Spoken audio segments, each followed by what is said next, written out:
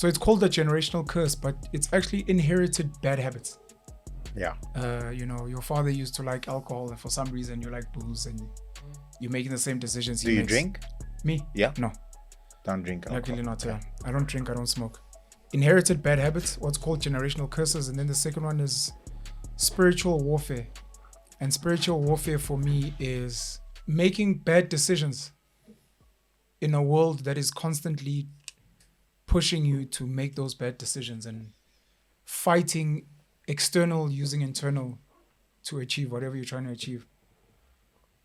So that's what I'm dealing with. It's not the deepest, but a small example. I've got 7 kids, 5 moms. I think it's cool. Other people think it's trash. And at some point, I need to ask myself if it's cool. And what is it that makes me think that I'm right? And how does it really, really affect my children? And are my decisions really pure?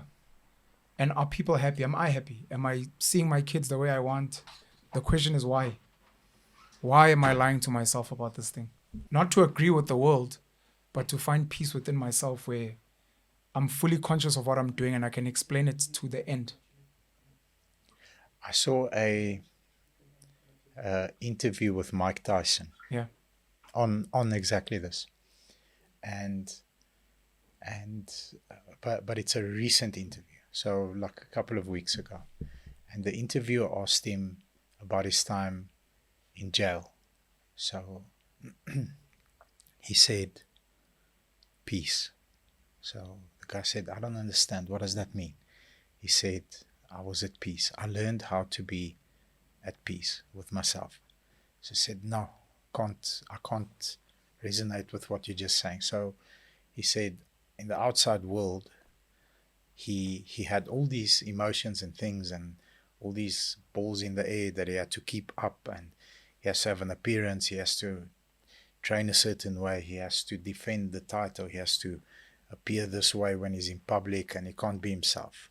And when he went to jail for the first time in his life, none of that was influencing him, because you're constrained to a small little room, and then decisions are made for you. Now you'll eat, now you'll shower, now you'll walk around, now you'll do this. So he ended up like almost surrendering, not in a feminine way or in a bad way, but saying, okay, universe has brought me to this place to teach me something. What is the lesson? And at the end of the day, whatever is right for someone else is not right for you. Whatever is right for me is right for me. Sometimes I don't know what the right thing is, but I've recently followed someone on that story that spoke these words, and it made so much sense. You have a conscious voice that, for example, wake up in the morning at 4 o'clock is hard because it's cold now, and yes man, I can just an hour, but the conscious voice says, okay, you will be weaker in 2 months if you don't wake up in the morning, and at the pace that you guys want to run at, you'll need a lot more energy. You're not going to get it here. Get out of bed. And if you follow that voice that's always in your mind, eventually you get to where you have to be, because according to that person's theory that is presenting, and I'm starting to buy it, that's your creator speaking with you. That's how you communicate with your creator, through that unconscious voice that speaks to you. You know this is wrong, but you're still doing it. I know that having 8 cups of coffee is wrong, but sometimes I do have 8 cups of coffee. And when I don't, when I exercise discipline, then at 4 cups of coffee a day, I feel good. At 8, I feel horrible. I'm down like this. So if you listen to the noise outside constantly, it will be to push you in a direction where happiness is felt for an external person and not internally. Where if you start listening to your consciousness or the subconsciousness that speaks to you, then you'll be more at peace. Because I've been battling demons in my head Trust me, 18 months. I have never, ever, ever, ever, ever worked this hard without results. You've known me my whole life. Jeez, without results. Without results. Okay, and without results, it's unfair to say there's no results. There is results. We won Dealer of the Year. We're building a team, but without results, the results on the board, like we got to 200 cars and then we're below 200 cars. So without results is not. I'll take that back. With the little results that we're producing, because we're working twice as hard for a third of the results. Now, considering before the 18 months that I'm speaking of, with 18 salespeople, 1-8, we used to pump out 377 cars in a month. Yes, It's ridiculous. With 18 salespeople, with a third of the infrastructure, no depot. This place where we are wasn't built yet.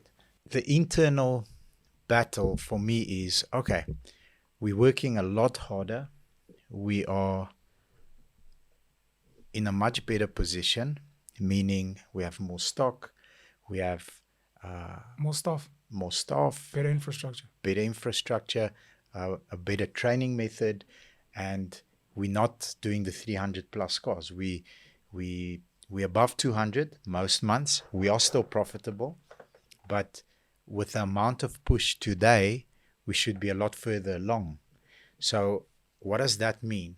Then the doubt sets in and you think, okay, am I not good enough? You know, the one guy on the shoulder. Maybe you're not good enough. The other guy on the shoulder says, well, maybe you are. How do you prove this guy wrong? You just push more. And every time I feel like I can literally not work harder, then something happens in my life, and then I realize, shit, but okay, this time you're wasting, this time you're wasting, this time you're wasting. Restructure this, put more attention on this. I heard a cool thing. Give 10 out of 10 effort to a 2 out of 10 task, and you'll get a 2 out of 10 result. So put 10 out of 10 effort on the stuff that will yield a 10 out of 10 result. And we discovered a process in our selling system where that was completely, I wasn't even paying attention to that. Even though that is a 10 out of 10 thing, I was giving it no attention.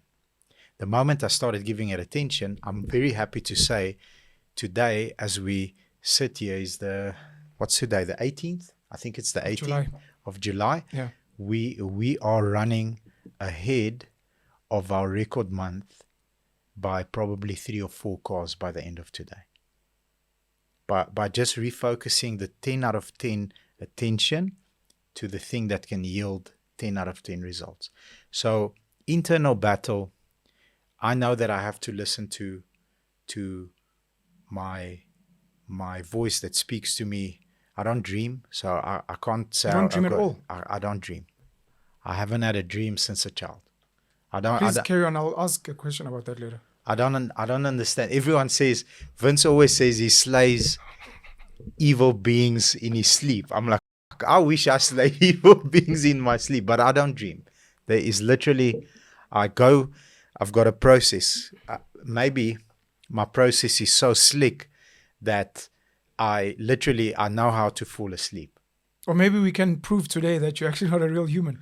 No, I'm a real human. We actually figured it out. No, the process is very simple. And again, I've watched content on sleep. How do I get the most out of my sleep? Because I feel tired in the morning. I don't want to go train. And it's very simple. Very hot shower. My skin becomes red. Very, very hot shower. And I sleep in a cold room. That's it. And when I do that, I've got a time that I do it. It takes me literally 90 seconds to fall asleep, and then I wake up at 4 a.m. and boiling hot shower, cold room. Yeah. Hot shower, cold room. Hectic. Now I'm going to try it out. I've got a story, man. Thank you for sharing, by the way. You know, speaking about generational curses and spiritual warfare, which it's been buzzing in my head for the past 2 months. And maybe if we get a chance today, I'll touch on some of the things that are bugging me. I want to touch on that thing you said about putting 100% effort in something that will yield 2 out of 10 results. Yeah. I used to have a fish and chip shop near Gandhi Square in the Johannesburg CBD. And one of the things I was looking for at the time, this was in 2012, was how to bring in foot traffic. We were still relatively new. You want people to know your business. You want people to just come in and get used to this place. Yes. I was selling fish and chips. I think we were selling plated food. And then we'd play around with the ingredients. So a quarter would come out, etc. Sure, that's the best. Oof. Yo. It's the best at destroying your heart and it's your the best. arteries and clogging everything. Fastest.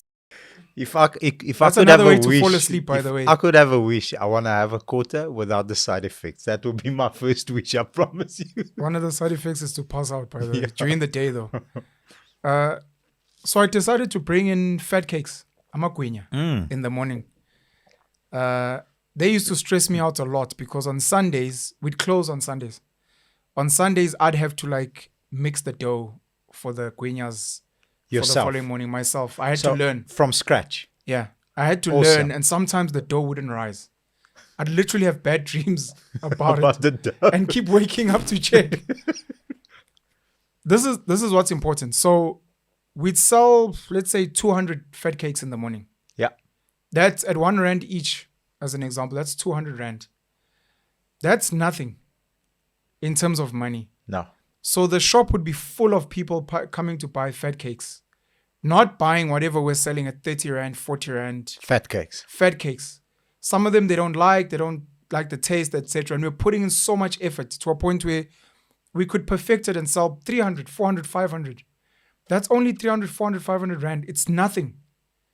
Instead of focusing on, let's take whatever our star combo deal is, let's say at 45, 50 rand, and just pump that. Yeah. And find ways to market that. You'd rather have fewer customers walk in and spend more money than have your shop full of, the person who wanted to buy for 50 rands at the end of the line, he sees it's full, he turns away so that someone can buy 3 gwinyas for $3. So I think when I wrote my book, was it The Rise and Fall of the NSC? One of my books about business failure. I spoke about this thing. Someone speaks about it in one of their books about chasing. It takes a lion the same amount of effort to hunt a mouse versus like a buffalo. Wow. And you'll catch the mouse after all the chasing. Yes. But at the end of the day, the yield is different. The yield is nowhere. So you're very right. And many people in business end up prioritizing things that really don't matter. There are times when, look, we like the idea of like a clean business and like great signage, and we have uniform. I find a lot of kids that are startup entrepreneurs. They're like, I've got a website and we've got a logo and, and they're not focusing on sales. It's like, bro, are you making money? No, you must check our website. Like, have you made sales today? Have you brought money in? Yeah. The thing that actually matters the most. The next business, no website. They probably have a fax machine or something silly. They use a Nokia 3310. And they're making cash. They're making money. These mamas that sell cooked food in the street will move 50 plates a day at 50 rand each. Yeah. No website, not even a shop. They're not paying a lease. They don't have staff. They don't have health certificates. All the things that you think are important. They don't have a uniform. Nothing. They're making cash. Yeah. And you're worried about, I want to fix our lease. I've spoken to my banker. So you're very right about figuring out where to invest the bulk of your productive energy to yield the highest returns. And each department in a business makes money. Each department, each and every department. So how makes or saves, one of the two. Yeah, same, right? Sure. And how, man, I've been just consuming great content lately. How does the communication between staff members stimulate the fact that even if I'm a driver, how does the communication between me and a driver explain to him that he actually is a very important part in our business and he makes a lot of money? Because realistically speaking, we've got a situation right now. We've bought a car at a supplier and it's quite far. to send 2 drivers to go and pick up 1 car 60 kilometers away is logistically perhaps not the best idea, then at 4 o'clock to see, are we buying from the supplier again, which probably is the case. So at 4 o'clock, we'll know, okay, send 3 drivers to pick up 2 cars instead of send 2 drivers now and 2 drivers later. Yeah. So when you break it down on risk, how much insurance costs, how much fuel costs, how much the daily salary costs for the driver, and you explain it that way, and said, we're actually losing money to go and fetch the car. Let's wait until 4 o'clock. Let's hang around here, do nothing, maybe move the floor around, but we are losing money if we do 2 trips when we can do 1 trip and collect 2 cars. So each and every department has to make money for the business. Sure. Thank you for sharing, by the way. You know, one of the episodes we had, you spoke about how it's been tough for a lot of dealerships. Yeah. And some have collapsed. The fact that you're complaining about 200, slightly under in some months, is testament, I guess, to the work you guys are doing, testament to the high benchmark you set for yourselves. I think the last question before we actually greet our audience, because we haven't seen them in a while. How do you make the decision? And I don't know if you have the answer. It's a generic question, I guess, for people to ponder on. How do you make the decision to be like, look, I'm trying to build a big business, and people have told me, go raise funding, get more staff, expand your infrastructure, versus I've got a hungry team, they punching above their weight, they are Cheslin Colbys in terms of achievement. Maybe just keep it like that. Maybe the part of the reason why you would struggle at some point is maybe you're a bit bloated, maybe you're chasing growth the wrong way in terms of expanding things instead of maybe incentivizing the people you already have to do more than they're doing. I don't know. Because if you're saying we have 18 staff selling close to 380 cars, and now we've got more staff, more infrastructure, more stock, and we're selling fewer cars, is it because of the climate, the environment, the industry? Is it something to do with you? You've actually added fat and you didn't realize it. You are meant to focus on doing what you do and just do it well. At which point, you know, I look at someone like Joe Rogan from a podcasting perspective. When other podcasts are buying up properties and expanding and hiring staff and improving their camera quality and, you know, bringing fancy researchers and fancy, he's still doing the same shit. Hey, Jamie, put up the thing. And yeah, he's doing exactly what he's doing, and he's still killing it. And if you were to go to business conventional wisdom, they'd be telling him it's time to expand, formalize, create Joe Rogan, this and that. You know, you need a team, you need a co-host.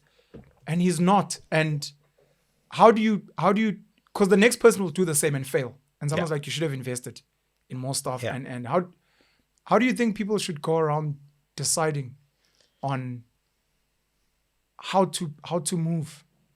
When's the right time? When to expand? When to not? I don't know. So for me, it's very simple. It's not a complex decision. Sure. I'm playing an infinite game. I love what I do. So whether we sell 220 cars or 377 cars, 400 cars, my lifestyle's exactly the same. Sure.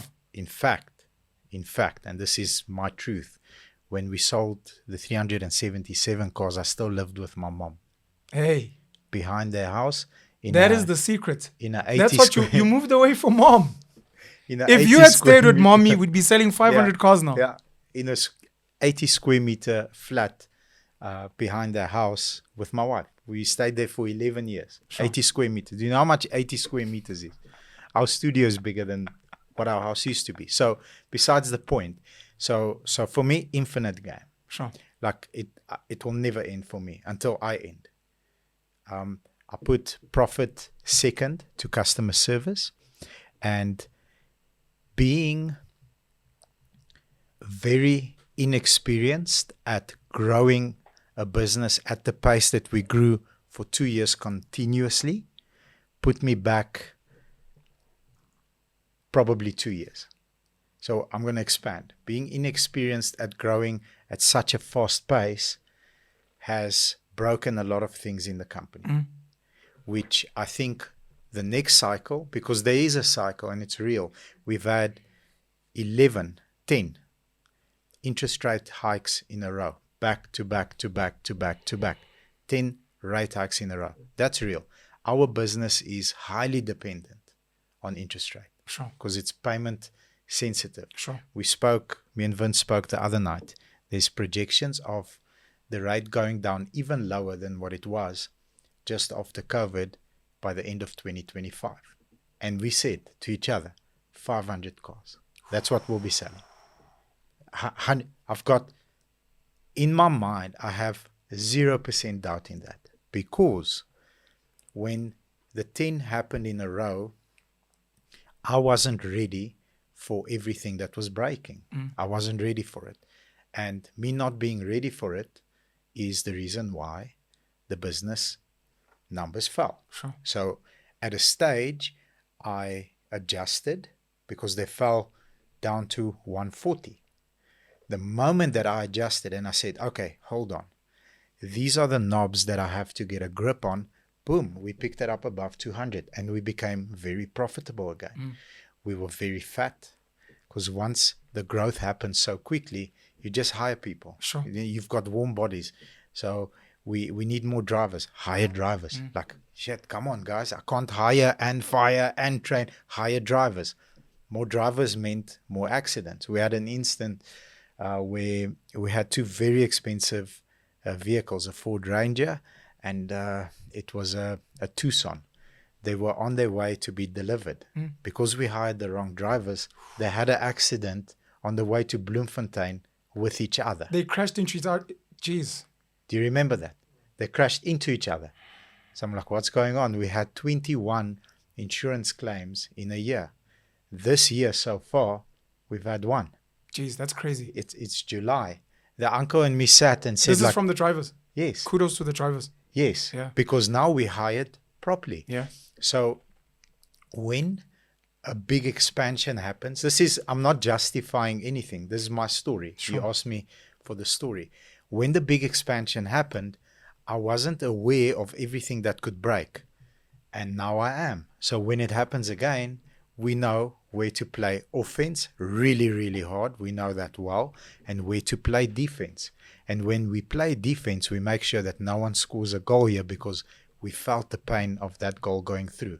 So I think the next cycle is going to be even bigger. If it drops below what it used to be 18 months ago with the current, which I'm very hopeful for, and I know this is a topic, once I step in that pool, we're going to go in that pool, but with the current structure politically in South Africa, I think, in my opinion, man, the future just looks so bright. I'm so positive. So positive. I didn't get an answer. But what I am hearing from you is that you have experience now, which you didn't have before. You had to pay school fees. Lots. Which I guess could be avoided with consulting with the right people if they're honest. How have you guys dealt with interest rate hikes that follow back to back? Oh, we had to deal with that in 1990 or 1980. That's experience. But in terms of the making the decision of expanding your resources and staff versus remaining bootstrapped and saying, Steve Jobs speaks about stay hungry, stay foolish. And Kanye West, I think it might have been Donda, I'm not sure, one of his albums, he decided to go and put himself in, like, you spoke about 80 square meters. Yeah. He put himself in like a res room, prison type space, and he was inviting artists and producers to come into that one space. He was wearing a vest, he was pushing dumbbells as if he's a student. I think he was trying to program that whole thing of like, go back to having nothing, being nothing, and being like, I want to rebuild hunger. So making the decision between, I'm already here, so let's expand. I'll answer the question. I won't avoid it. So it's basic decision. I can have a very small team with one branch and make probably 2 to 3 times the profit we're currently making. Okay. Indefinitely. It's easy. Okay. It's easy. We'll sell less cars. The profitability in each car will be very, very high. The expenses will be minute. Sure. And I can just print money. Okay? Or continue growing.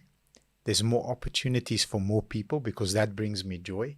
People that are coming to me and saying, yeah, we We entered as a cadet. That really brings me joy. Like, I'm not faking it. We entered as a cadet. By the way, I poached on Steve Jobs. I poached someone from Apple that is going to be a freaking rock star. If you are watching this, don't get a big head, because I used going to be a rock star. And he brought his brother along as well. And these are two young men that are cadets, but are already selling more cars this month, their first month of selling, than guys that we've had here for 4 years. Are they using their own strategies? Are you allowing them to use their own strategies? So they are actually, what's beautiful is they came with no strategies. Okay. So they came with no perceived, this is how it should work, but by the other place it worked this way. They came as a blank sheet of paper. Yeah. And I said, I'm going to draw this picture.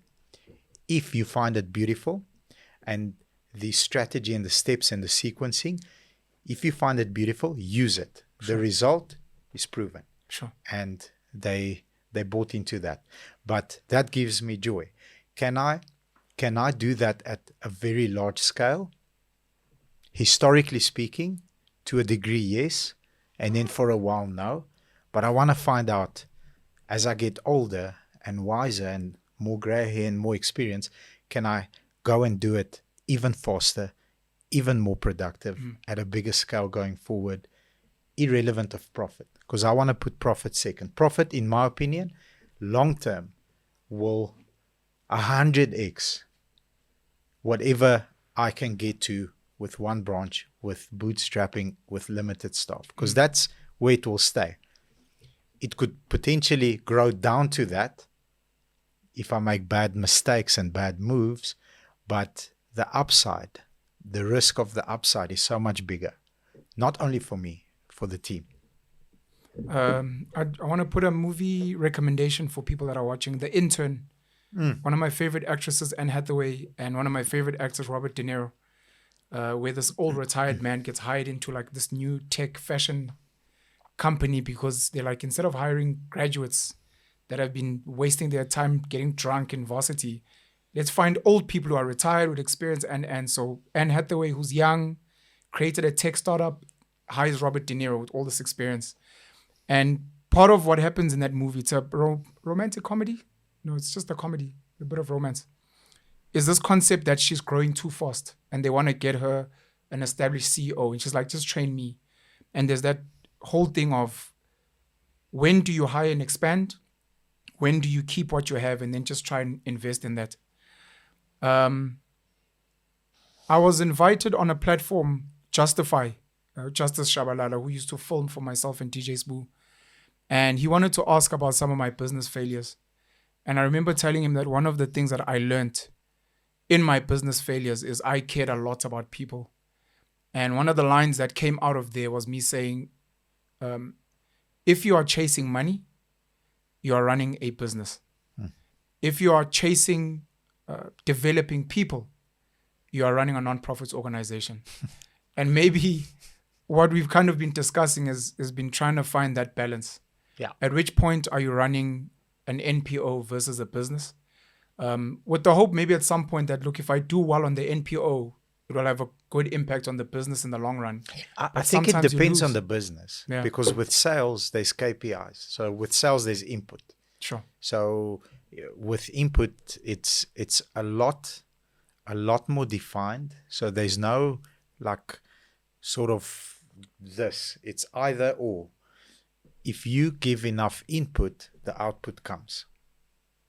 Fact. The two cadets that I spoke of, the two brothers, are ahead of some of the salespeople that have been here for 4 years because they put more input in. So with sales, it's very easy.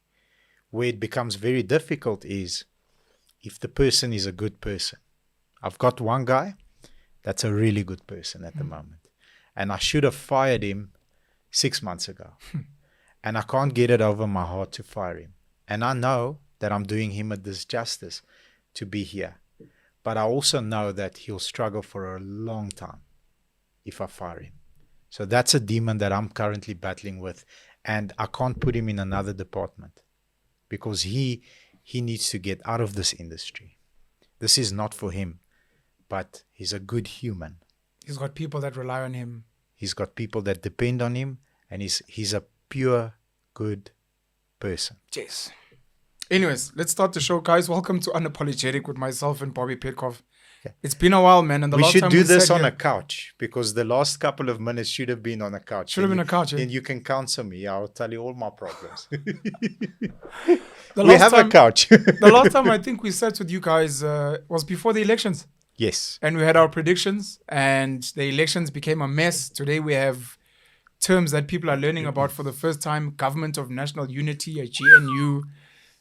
We had huge surprises from Umkhonto weSizwe of Jacob Zuma. Yes. We've got a minister like Gayton McKenzie who's winning some hearts with all the stuff he's doing on Twitter. A lot of people are upset. A lot of people are excited. Cyril Ramaphosa is still president. We thought he'd be axed, some of us. And we had our own predictions. I think many of us were wrong in so many ways. Some of us were right in some ways, predicting that the ANC will lose some power, predicting that the EFF might be affected by their stance on open borders, etc., etc. I've been avoiding speaking about politics since the elections because I was highly, highly upset. So I'd like you to maybe start off this segment of just, because we started you guys off, just to finish off just to carry on with where we left off last time. Your thoughts on the South African national elections, or maybe you can speak about others as well that we've had. India, I know, had theirs. They had to go into a coalition government. Yeah. The UK has got a new prime minister. Yeah. A new Labour. I think the Labour Party won. A lot of countries in the world are having elections this year, including the US. Including the US, where we saw our boy Trump, or my boy. My boy Trump there getting clipped on the ear. And geez, yeah, we have to take a moment to just send our sympathies and condolences to the people who lost loved ones by the sniper, the shooter, who was taken out. Some people calling it staged, but people lost their lives, so we don't know how staged that could be. Donald Trump standing up there, blood on his face, holding up the Amandla fist, telling people to fight, has won a lot of hearts as well. Yes. A lot of people are going to be voting for him. But yeah, we can speak about all of that. But please, sir, the floor is yours. So I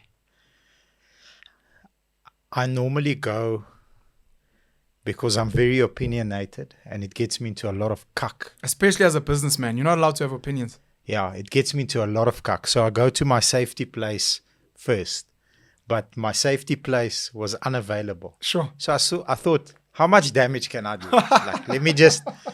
It's my opinion, and oh boy, you're about to talk about a post I saw. Yes. Oh boy. If you stand for something, you stand for something. If you stand for nothing, then you stand for nothing. So you have to stand for something.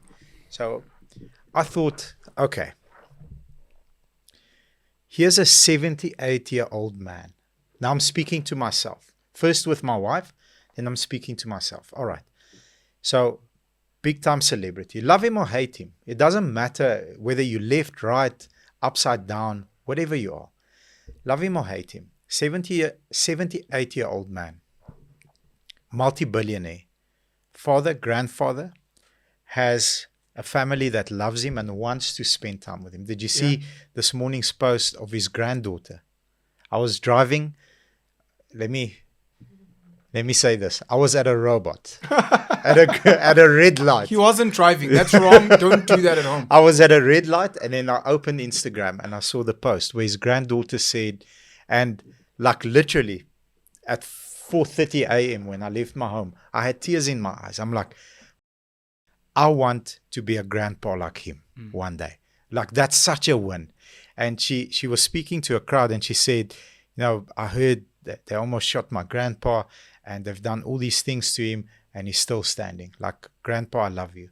So whether you like him or not, having a grandchild that says that to you must be heartwarming, right? Then you've won as a parent. Yeah. Because you only win as a parent if your grandkids turn out well, not your kids, because then you've injected generational good habits, and they then say thank you by having great grandchildren that love you. Yes, there's that line. If you raise your, what is it? If you raise your kids right, I'll get it. Okay. But it's something to do with, if you don't raise your kids right, you'll have to raise them forever. If you raise them right, they'll take care of you type of situation. Yes, exactly. So 78, has grandchildren that absolutely adore him, has made mistakes, as we all have. No one walks on water that I've seen. Then in his mind decides, okay, today I'm going to run for president and be the most hated person on earth. Because you have to make that decision. Because you will be hated. You can't please everybody. He's running for president.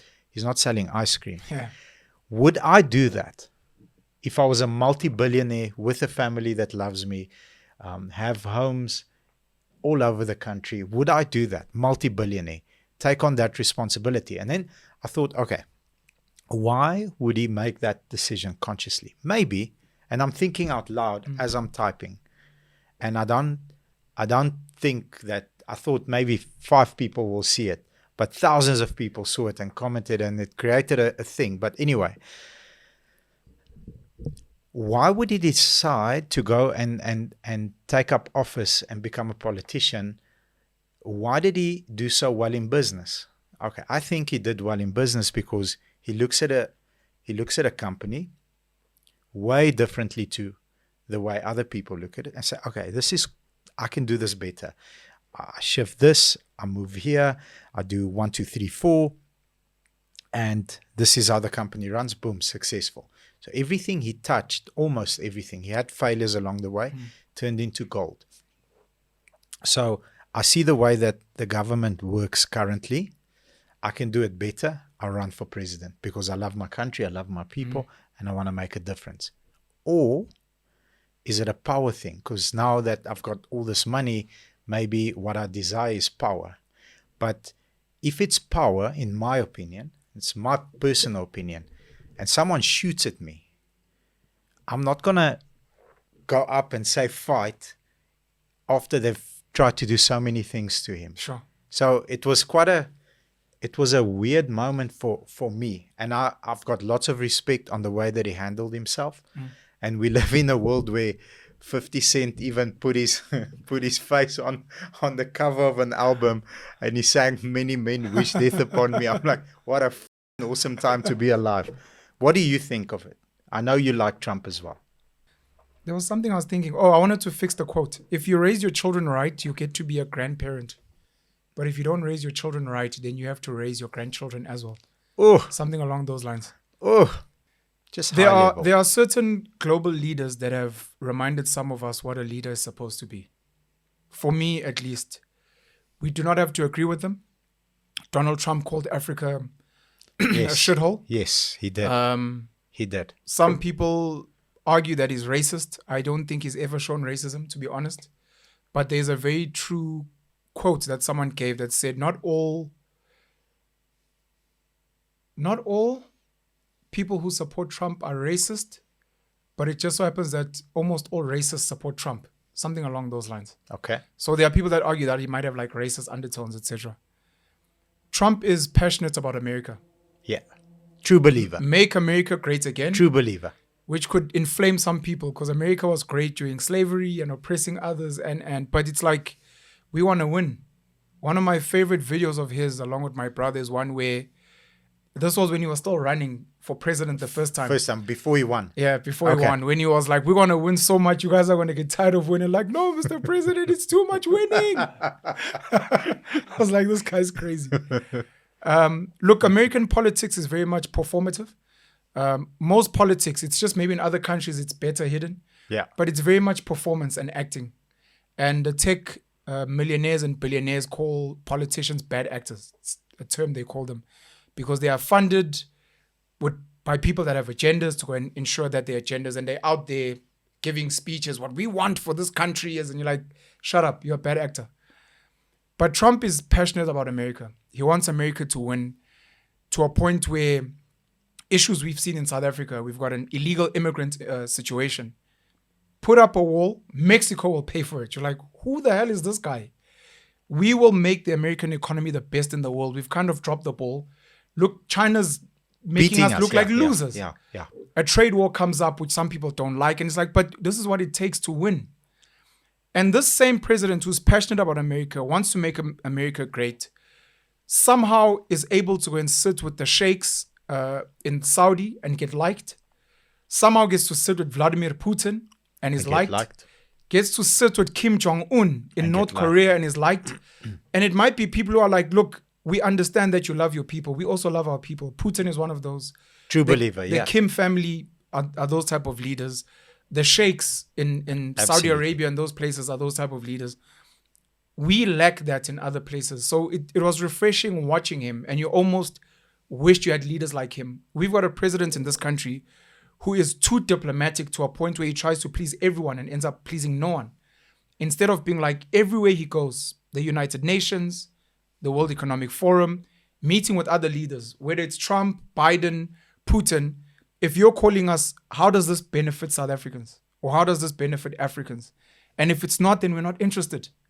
Make sure that it's, and we don't have those type of leaders. So that's what I love about Trump. Agree. Along with the American dream, where we've had Arnold Schwarzenegger being a governor of California. You've got someone who used to be on The Apprentice. You're fired. Being president of the country, you're like, America actually shows us that anything you want is actually possible. And even if you're not American, we are a very Americanized country. We love hip hop. We love McDonald's, KFC, Nike, basketball.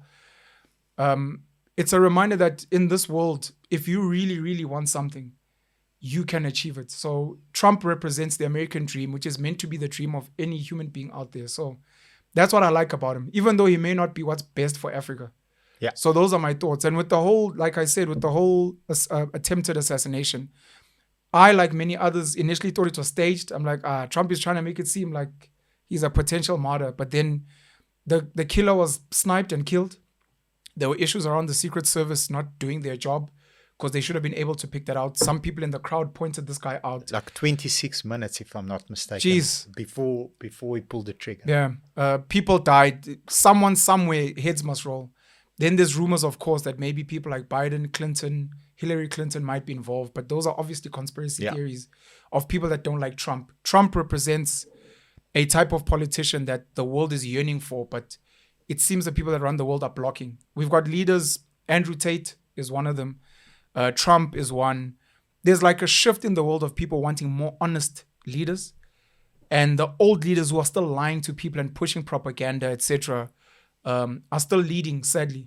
But there is a shift, and we hope Trump. I hope Trump wins, because I just like to see how far he can go. I enjoyed his presidency for the people of America, and I was hoping it would inspire other presidents and other leaders to do the same. Yeah. True believer, and I agree with you.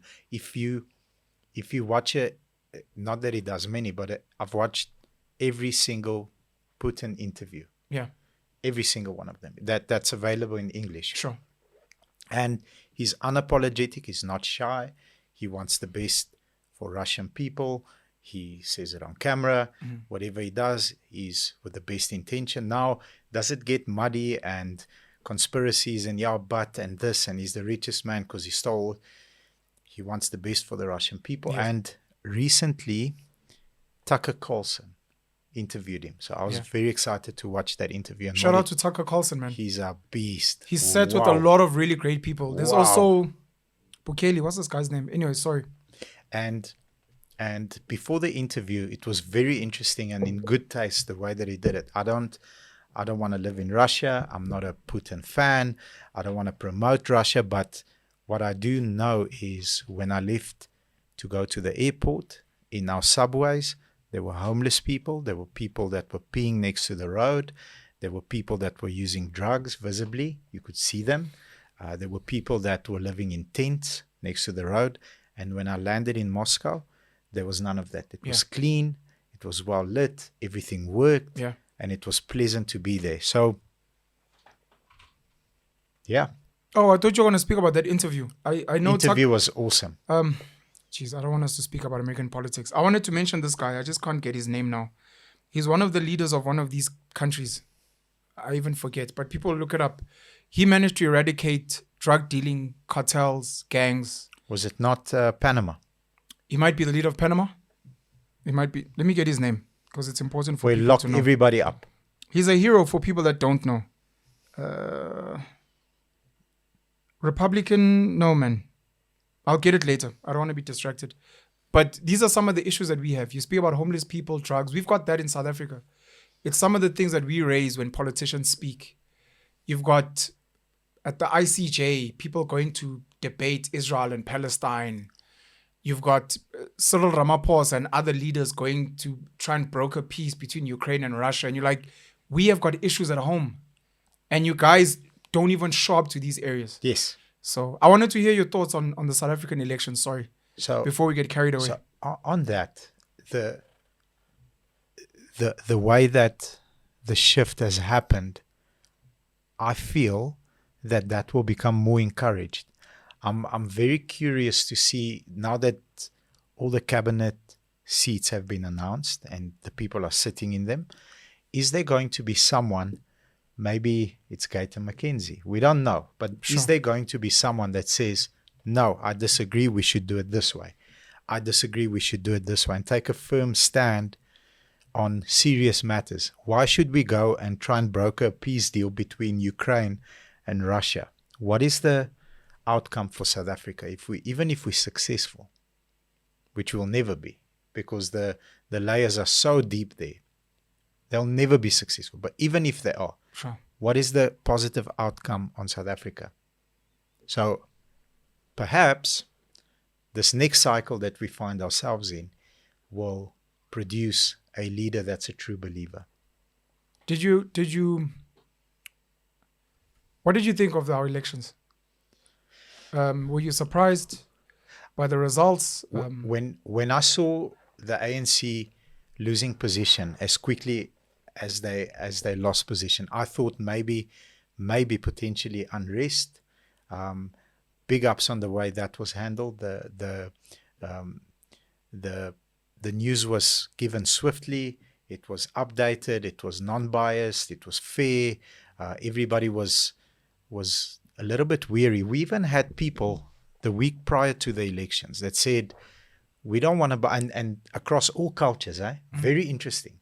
So it's not like a certain color or age group that said, no, we're not buying cars until the elections. Everybody, we want to see what happens after the election. I'm like, listen, the difference between now and next week is there's potentially going to be a new minister sitting in the current seat that the current one is sitting in. But I mean, South Africa is not going to explode into flames. Nothing will happen. No, we want to see. So there was a lot of, I think, tension and uncertainty the week prior. Our business literally decreased 60% for that week. Where we doing X amount of cars a week, we were doing less than half for 2 weeks in a row. We had a bit of a dark period. And everyone said, no, we'll see after the elections. So that was smooth. There was I don't know of any unrest or maybe a group of people that said, no, this is unfair, we're looting or burning stuff. In my opinion, there was none. Maybe there was, but I've missed it. It was handled professionally. After the announcement was made, I think the time it took Cyril to appoint the ministers could not have been, in my opinion, shorter, because it's a first time in South African politics that there needs to be coalition governments, and now we're going to have to consult before we make a decision. So I think he took his time. Whether he made the right decision or not, I think time will tell. Should he have been axed? Would that have done a positive to the country if he was axed at that moment? I don't think so. I don't know. And I'm not a big fan. I'm not a fan because of historical track record. But should he have been axed? My honest opinion is no, because it would have created uncertainty. I didn't get that. Could you try? Yeah, please. I also didn't get that. Could you please try again? So I don't think at that point axing the president and removing him from parliament would have been a good move. I would have been scared. I would have been like, okay, what now? Was like, who's going to step in now? Who has moral authority? Who will make right or wrong decisions? Do we have someone with a sound mind? I think now, if the plan is to replace him with a new president, now a lot of people need to sit together and make decisions where everybody is equally unhappy, but there's a way forward. Because you can't make everyone happy the way that it's structured today. It's gonna be hard. Naib Bukele from El Salvador. If anyone wants to go and check that out, that's Tucker Carlson talking about taking down the MS-13 and how he eradicated crazy crime in his country. Were you happy with the elections? It sounds like you were. Were you generally happy with the elections, the outcomes?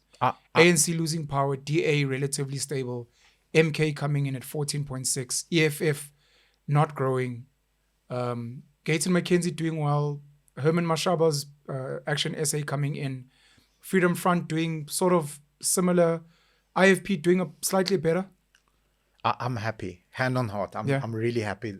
The outcome for me, in a perfect world, creates a lot of opposing opinion, and it takes away ultimate power, because ultimate power, no matter who it belongs to, is evil. Sure. So ultimate power means, maybe sometimes making a temporary correct decision for a failed outcome later. So ultimate power is gone now, and opposing opinion will stimulate better decision making long term. And I think maybe not on the first cycle. I don't think it's perfect now, but on the second or the third cycle, if there's a coalition government going forward multiple times, I think it could be the best thing ever for South Africa, in my opinion. Sure. I hope so. Fewer people voted this time. We literally have a so-called democracy where more people don't vote than people who do. Do you have any thoughts on that? I think it's fair, because people in general, the people that I spoke to, are like, why should we vote? It's going to be the same. So historically, it was the same. It's like, it's the same old thing, the same old promise. No one's keeping their promise. No one's actually producing results or taking ownership, even if there's no result. Yeah. Take ownership. Like I did in the beginning of the session. I took ownership because our company sales went down. And the reason they went down was I wasn't ready for the growth. A lot of things broke. I had to reboot myself, use my Meet computer, catch it, luckily before it fell and broke apart, and then figure things out slowly so that I can build it stronger and a lot more resilient to grab the next wave and run as fast as possible. So no one took ownership over the past, 2 decades, 2.5 decades. No one took ownership. Now there's going to be a lot more, not finger pointing, but a lot more accountability, in my opinion, going forward. You were supposed to take care of this. This is how you received it. Have you grown it? Has it decreased? Has it increased? Has it stayed the same? Why? And I think that produces a good result. Any thoughts on KZN? MK got the most votes, just under 50, yet they are not running it. The ANC in coalition with the DA and the IFP are running KZN. It just demonstrated to me that Jacob Zuma is a religion in KZN. He's a cult. And I'm not saying it in a bad way. I'm just saying it in a way that people resonate to him and his message and what he stands for. Good, bad, or ugly, like him, don't like him, he has a following. And when he speaks, people listen. He has a lot of influence. And if the current coalition government plays their cards right, that could be a bad thing, but it could be a very good thing if they play their cards right, in my opinion. Because not to use him as a pawn, but to use him to influence in the right way. He's not in power at all in KZN. I don't know if you know. I know. So they got the most votes, but they're not in government there. I understand, but he'll still have influence over certain things. And you're hoping the coalition outside of the MK uses him? Yes. Is that what you're saying? Yes. Okay. That's what I would do. Sure. To drive agendas forward. That's what I would do. Okay. I think I had one more question about the elections. You're happy with the new ministers? Got ministers from the DA, we've got ministers from the PA, IFP, I think. I've got an opinion. I don't know if you want to Maybe it's going to be held against, but I'm going to give you my opinion. Sure. I'm not happy because I'm going to shoot straight. I cannot take health advice from someone with a body fat percentage that's nearly 50. Never been a doctor, never opened a medical book, never been in a surgery room, doesn't understand the workings, the inner workings of a hospital, doesn't understand their own anatomy, doesn't have good hand-eye coordination. How do I take advice from someone like that? On the flip side, I would like the South African National Defence Force to be led by someone that has a lot of those things here. A lot. Sure. Medals, awards, accolades, understands what a fighter jet feels like, understands what making a decision to go and shoot down whoever feels like the responsibility with a proven track record. How am I going to trust that decision-making process from someone that's never been in that environment? It flew over my head. Lots of these appointments. I know politics are very dirty and there's certain moves that are made for bigger reasons than the immediate one, but I'm in disagreement for most of the appointments. Sure. Most. And for that reason, if you're going to be health minister, you are a doctor, professor in XYZ, you understand the vernacular that you need to speak to, because if I go and speak on our masterclass events, we go and train dealers on how to grow their sales in the current economy. Everybody's sales went down, including ours. How did we pick it up? How did we win Dealer of the Year? What did we do differently to everyone else to produce these results, to remain profitable in a tough time? I can speak to them. Now you're asking me to go and speak to the Navy about boats.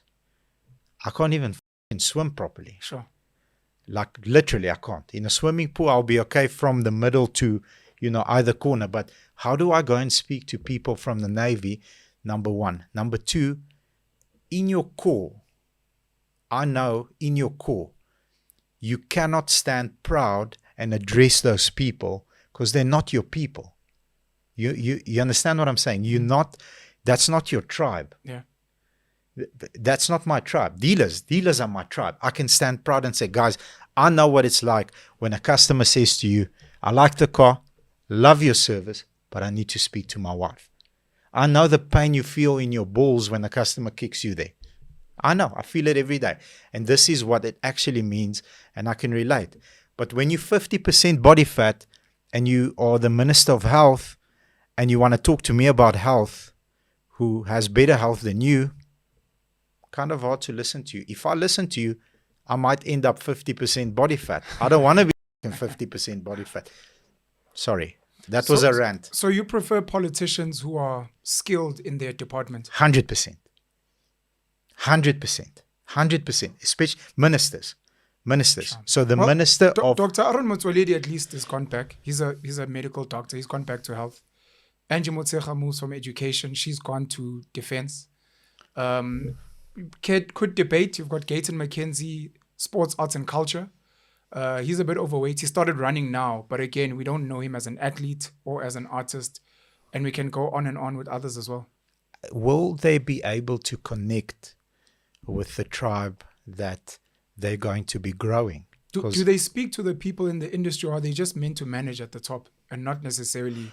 But what does manage mean? I don't know. That's why I'm asking. For me, manage means understanding at the root level what the challenges are, and being skilled enough, having faced similar or bigger challenges and have overcome them to guide to the best possible outcome. Do you feel the president should thus have experience generally around most of the ministerial positions? Should he have experience around the ministerial positions? For example, we speak about health, defense, education, and you're like, we can't have a president who is not highly educated, is not in good health. No, because Because awesome question. Awesome question.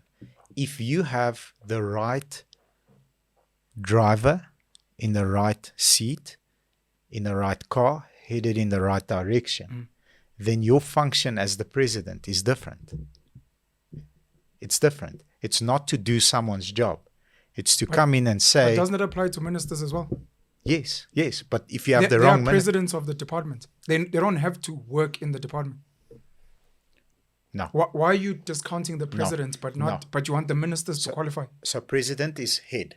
Sure. Head. Sure. So the president doesn't need to understand how boats work, etc., if his minister does. But his minister doesn't. But what if the minister doesn't have to? That's what I'm asking. The minister has to, because he leads the team. But maybe the team has people that understand sports. I'll give you a perfect example in our business. Because I'm asking specifically, that's why I asked, do you think politicians should be qualified? Because my understanding is most of them are administrators. Okay. So that's why, because now you're discounting the president. If you kept it consistent, I'd understand. But you're saying, no, this guy's administrator, but others can't be. They have to be qualified. I'll explain it this way. Sure. So I lead a car dealership with multiple departments. Sure. I don't need to understand marketing at its core. I need to have a basic understanding of marketing and how it works. Basic, one layer. The person that leads the marketing team needs to be able to go, if there's 10 layers, all 10. Sure. Okay. Workshop. My dad always says to my wife, Vanessa, don't let Bobby use a screwdriver, because the chance of him poking his eye out is very high. Okay. That's my understanding of workshop. I don't need to understand how a mechanical component works. I don't. Sure. But the person that runs that department is an absolute freaking killer running a workshop. Then I'll jump off. I specialize in sales, so I'm super good in sales. I can lead a sales team. Finance and insurance, maybe I can go 2 levels. But the person running our finance and insurance department can go all 10 levels and is an expert in the field. Sure. So when we sit together as a management team and we process, where do we currently have issues? Maybe we have issues in the workshop. What do you need? Because I'm an enabler. I'm not a problem fixer. I'm an enabler. What does it look like for us not to have this issue? Tell me, because you're the expert. We need 2 more qualified mechanics. You need to invest in this machine that costs 80,000 Rand. We need 3 more lifts here. And we need a tire and rim section in the depot. What does that cost? The cost is this. Okay?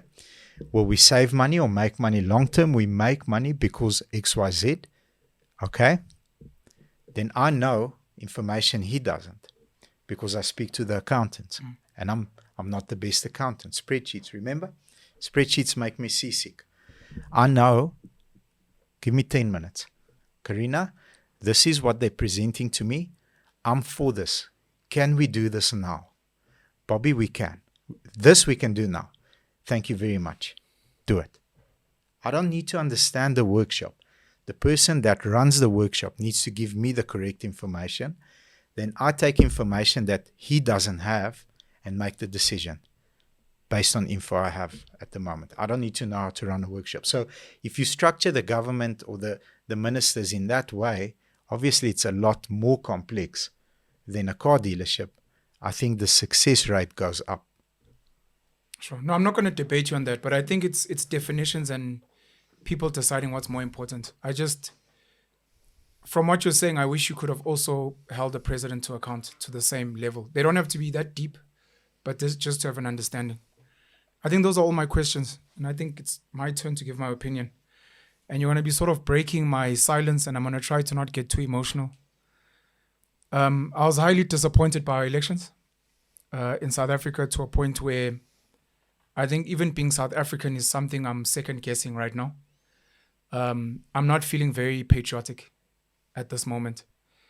I've known for a long time that our democracy is bogus, and this election was a reminder, and probably more emotional because I was more involved and invested this time. Having sat with some of the politicians, understanding some of the inner workings, explaining to people about the ballot papers, etc., etc. Maybe to kickstart, South Africa used to be a British colony. The guys met at the Council of Nicaea, I think, or Nicaea, however you pronounce it. And a couple of countries decided to go for what was called the scramble for Africa. And they decided to colonize certain nations, and Britain got us. And in that, we had British colonial rule until the Brits were, wouldn't say defeated, but they were outmaneuvered by the Afrikaners, who ended up running this country. In retrospect now, it feels like the Afrikaners were just managers and not owners of this country. And while they were managing, they made sure that they put in a lot of good work to uplift Afrikaners. We can see it even to this day. And then black people decided to put up their hands and we can manage better. And these Afrikaners are managing, but not for the benefit of everyone. And they sent Chief Albert Luthuli, Oliver Tambo, and others to go and meet with the Queen. And we ended up having what we had, which was a negotiated settlement. And after 94, we had black managers. We've had them for 30 years. Many people mostly agree that the black managers have done a bad job. British colonial rulers did what they did. They built the infrastructure we have. The Afrikaners came in, built even more, industrialized. And then black people came in, and it seems like they've kind of taken this country backwards. For many reasons. This country feels like it's still under British ownership. It may have been managed by Afrikaans people, may be managed by black people now, but almost all our leaders still go and bow down to a queen or a king today. A lot of our mineral resources are still milked and still benefit the West, being the UK and America in particular. Of course, with BRICS, Asia, Russia, etc., they are trying to lay a stake to the African continent in their own way, which is meant to be softer neocolonialism. But they're kind of negotiating with the wrong people, because political leaders on this continent are weak and useless puppets, in my opinion. 2024 is going to be our 1994. 94 was meant to be change. It would take the passing of Nelson Mandela to see that there wasn't much change. And it was mostly euphoria and an illusion. People in this country died mostly to reverse the dispossession of land, which to this day has not been fixed by the ANC government. I think close to 10% of the land that was moved under the Bantu Lands Act, the Native Lands Act, only 10% has been moved. They were meant to move 30%, I think, by 1999, but about 10% now. They have failed from a land perspective. And I'm not speaking about black people must get land. I'm speaking about land that the apartheid government forced black people off of, which was not all the land, just that land. The ANC had to ring fence that land and either forcefully give it back to those black families or speak to those white people and say, look, we'll buy it.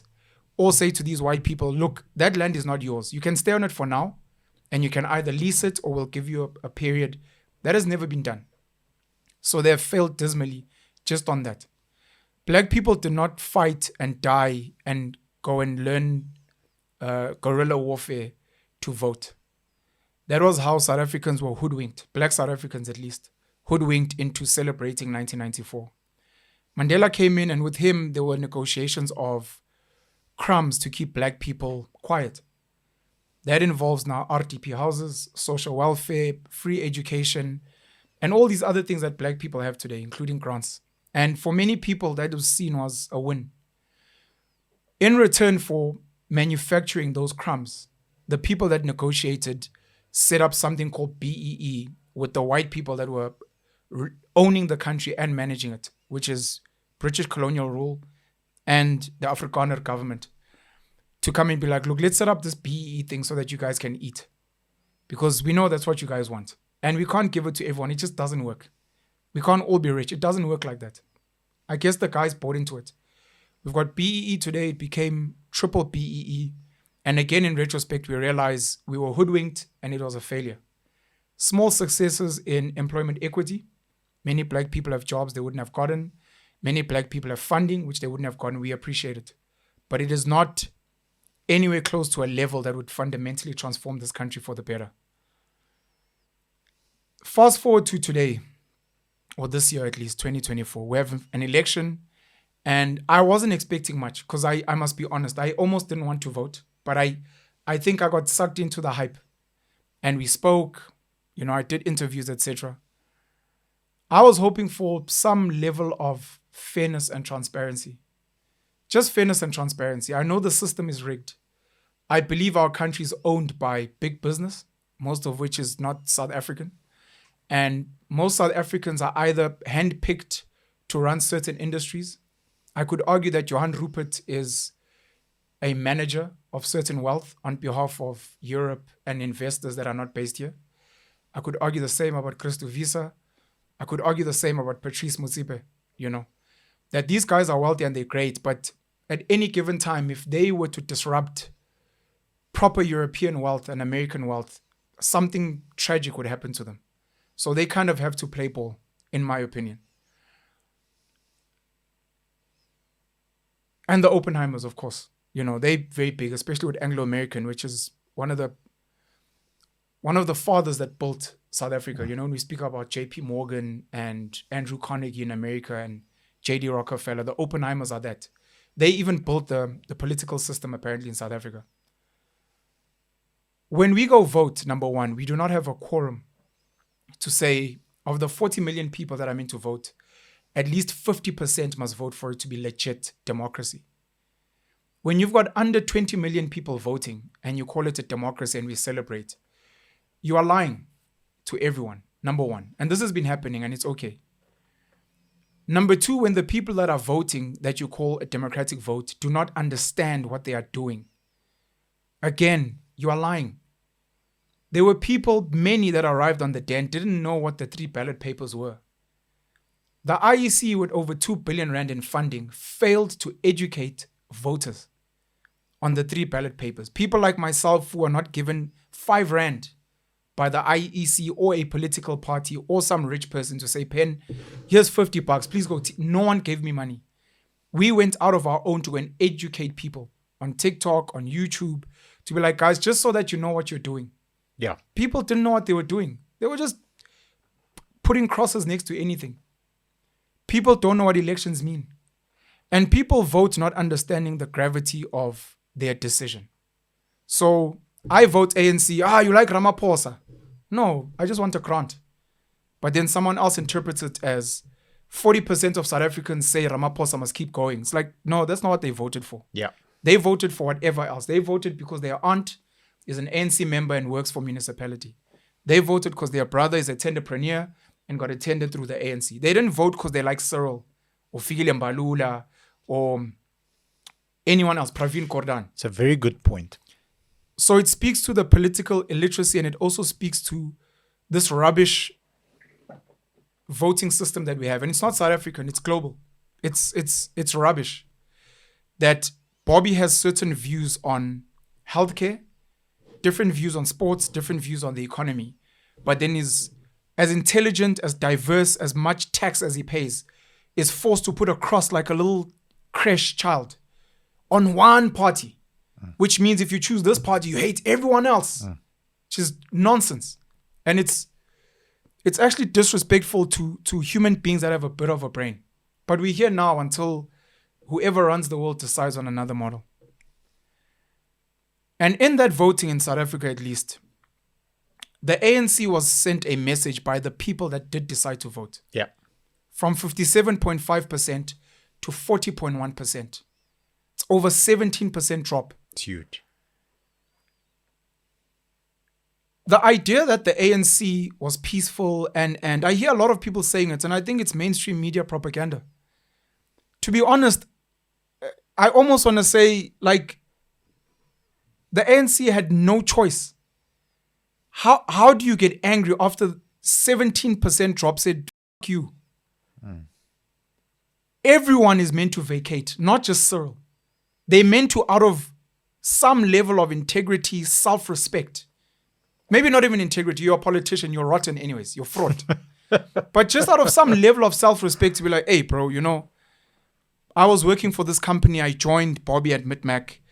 And after we joined for like 6 months or 2 years, hey, we up sales. Yeah. We actually shit up and we lost business to, out of respect, Bobby, I'd like to leave. I think we're shit up. But these guys have zero self-respect, number one. Of course, many of them have no real skills. So if they leave politics, no one's going to hire them. Boy Mamabulo went on famously because I think he was removed on the parliamentary list for the ANC to say he can't be removed because he's got nowhere else to go. And it's like, how dare you? You're literally telling us you're not here to serve people. You only want to be there to earn a salary. Yeah. And if you can't go anywhere else, how useless actually are you? Yes. And then it went back to me to be like, the reason we have all of this is because fundamentally, this country doesn't even belong to us. And the people that own this country, the big business people, the West, they don't really have an issue with what's happening here. The screens went off for 2 hours. Number one. Number two, there were maybe over 19 political parties that said they believe there was election fraud. Nothing has been done of that. Where you're like, okay, let's hear what you have to say. It's how the processes work. It's like we've got a so-called great constitution that speaks about certain things. And when a president breaks their fiduciary duties and is found with foreign currency, which is a crime, a legal violation, you can't be vague and blurry and abstract and the SARB is like, no, we found no wrong. It's wrong. Again, self-respect, you move out of the way. But it doesn't happen. And this is not just Cyril. We've had similar things with Zuma, who would think Andla was like, it wasn't me. It's your house. You're the president. The accountability has to end with you. And Thuli Madonsela, who became a hero as a public protector, slap on the wrist. That's all. The little bit of money he had to pay was nothing compared to how much money was looted. And we don't know, because Zuma might be like, I didn't benefit. We don't know how much of that money with the people that ended up getting it ends up becoming funding for MK later on. Yeah. We don't know. But we love Msholozi, I love Zuma. So we let it slide. And so on and so forth. We get the results. Cyril is not removed. And any little bit of respect I had for the ANC is completely gone from me. I don't care who comes in after. Bring in Paul Mashatile, bring in Fikile Mbalula, bring in Gwede Mantashe, bring in any clown you want. But the clown that lost you 17% of the votes has to go. It's a no. He can stay as an advisor. He can remain a member. He can be anything. When does he have to go? At what point? As soon as the results are confirmed. Then As he has soon to as go. he has to go. This is me, Okay. right? This is not me saying they should have, but it's me watching, because if Trump, which is what happened with the last elections when Biden won, if Trump loses, he can get angry and kick and scream. He has to go. It can't be like, look, let him be president for 6 more months while he has to go. The guy lost. Trump was fighting and he was like, there was this and that, but he has to go. Now, Slightly different here because it's still 40%. So majority still belongs to the ANC. So in the States, it's either or. oh, no. Not from a South African perspective. Obviously, when you get to parliament, they have to vote for a president. Yeah. Cyril could have been dropped to be a member of parliament. And other parties could have been like, we nominate Cyril. It's like, but he's not the president of the ANC. Yes, but we nominate that. In parliament, you can vote for anyone in parliament to be a president. They don't have to be a leader of a political party. They don't have to have a portfolio. They don't have to be a minister. In parliament, if the members of parliament decide to recommend Gayton, someone seconds, he can be eligible. That's how it works. I didn't know that. Sure, no Okay. problem. No problem. Out of self-respect, he should have also left because it's embarrassing. Anyways. So we have that situation. The DA sees it as a great opportunity. Kudos to them. They are also hypocrites because they let go of Musi Maimane for, I think he lost 2-3% for the DA. John Steenhuisen kind of keeps it the same at that level, but no one says anything about him. But I've come to learn that the DA are hypocrites, opportunists, and most importantly, they are also just politicians, right?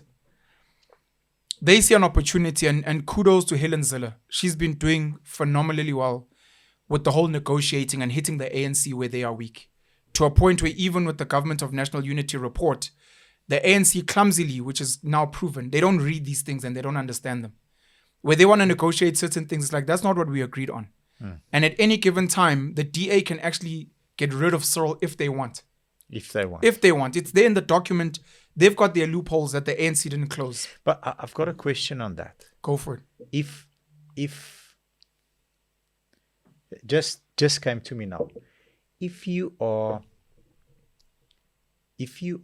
in the position of, okay, we've got a 4-year or 8-year plan, and the plan is to make this party look bad on a long-term level, do you get rid of him if you know that he's weak and he's indecisive and he's trying to please everybody? Or do you keep him there and tarnish the reputation even more until it's so evident that it already almost is, but it's so evident that people are going to be almost repelled by the level of incompetency that goes on? So are they keeping him there if your claim is true that they can remove him at any time? Are they keeping him there because he's a weak leader so that he continuously makes the ANC weaker? They keep him there because Cyril is kind of aligned to DA ideologies. They like him. Even before the elections, John Steenhuisen had said, if the ANC goes with Paul Mashatile, they can't work with them. It was at the time when we called out hypocrisy. The DA went and led a moonshot pact, which was the multi-party charter, to get rid of the ANC. And then just before the election, they were like, look, if Cyril is going to be head of the ANC and they go under 50, we might be willing to work with them. And my first thing was, but you guys set up a whole thing to remove the ANC. Okay. So and after the elections, this was their number one chance to be like everything we had been gunning for. That's why Action SA refused to be part of the GNU. They said, but you guys said we're getting rid of the ANC and you're going back to work with them, which is kind of spitting on the DA voters and everyone else in the multi-party charter that you're convinced if you vote for us, we will do whatever we can to get rid of the ANC. And now you guys are working with them. So they like Cyril. They prefer Cyril. They find him to be diplomatic, understanding, whatever the case may be, to a point where they're even currently defending him on the Phala Phala issue. They're saying unless there is new evidence and you know, they're not going to consider that as a thing. Okay. Kind of situation. So that's my frustration with the ANC, the DA. I've mentioned the Moonshot Pact and the sellout position. Then maybe let me say a word on Umkhonto Wesizwe. I was pleasantly surprised by the MK's showing, because it made me believe there actually are people that are frustrated and want to raise their voice. There isn't much of a voice to raise with all the political parties because most of them are not really radical. But it was people saying, look, we're just not happy and we'll vote for Jacob Zuma because he's sort of rebellious. He frustrates a lot of people, including the ANC. And maybe you don't even need to like him like that. It was just to say something. So they get 14.6%, which is incredible, surpassing the EFF. I thought they'd get 3%. And I was like, to what you're saying about the cult, I was like, Jacob Zuma is actually more powerful than I even thought. Yes. Crazy. Because from 14.6, who knows if they had more funding and more time, if they could have challenged even the DA and gone to 20. I think he's over 80. Might be 82 years old. Incredible. It's ridiculous. Then after what happens with the elections, I watch the MK. Because I'm like, what now? Okay, Zuma's crazy. Let me actually see what's going to happen. There's a lot of wishy-washy, a lot of exposing that they didn't really have a plan to do that well. They didn't have people in place. They're now scrambling to find people. They've got their own silly infighting with the guy who registered the party, going to court, and they don't really have MPs, and they make it seem as if they have a plan, but they don't, because every other week a new person is now being sent to parliament, but this person was not on the original list. Yeah. So you realize they actually didn't have a plan, and this caught them by surprise. Their success. Their success. They have press conferences, but they wishy-washy, in my opinion. Zuma speaking, cracking a lot more jokes, but nothing clear. And he claims, this is also part of the hypocrisy, which is annoying. I will be an ANC member till I die. I set up MK to save the ANC. What does that mean to a normal brain? I set up the MK to save the ANC. I'm an ANC member till I die. Oh, So if the MK gets votes, I'm an ANC member till I die. I'm saving the ANC. So that means the MK is an ANC project. Yes. So I will use the MK, whatever the ANC needs, but to make sure that the ANC is not selling out to black people. They're not working with whites and whatever. We will make sure we save the original ANC, which is fighting for blacks, as an example. So I'm worried. Why are people voting for MK? Why are people supporting this? So on my original question, is he not used? I thought the amount of influence that he has, he can be used in a positive movement with the current coalition. Yeah. Was he not used to generate so many votes so that it doesn't go to other parties?